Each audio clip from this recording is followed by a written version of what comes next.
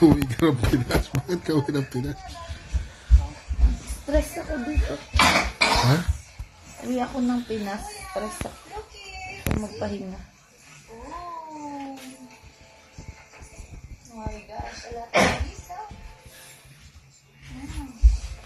Ang gagawin mo sa Pinas parang tangat.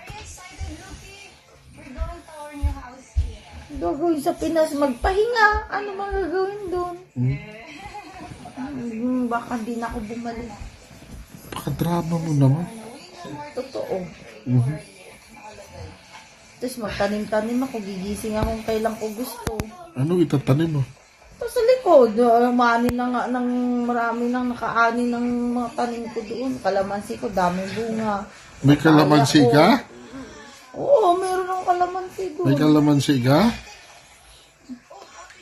Tapos may mga Ano? kangkong, may kamote, nandoon pa. Aray, nami-miss mo na yung mga kangkong mo doon? Grabe naman pala yung kangkong mo.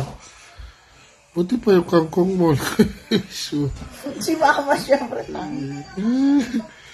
hindi mo kahit kanina, kahit isang banggit sa nanay mo, hindi mo nagawa eh. Tapos ngayon sasabihin mo, Siyempre paboy. sana isa rin doon, siya na mismo. Biroy mo, huli siya?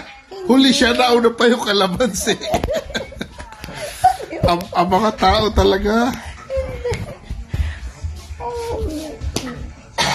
Inuna mo pa yung kalamansi sa nanay mo? Kasama siya, si Mama talaga. Naku. Siyempre mga second, na lang mga Hindi, huli mo siyang binanggit eh. Nauna yung mga gulay. O, diba? Oh.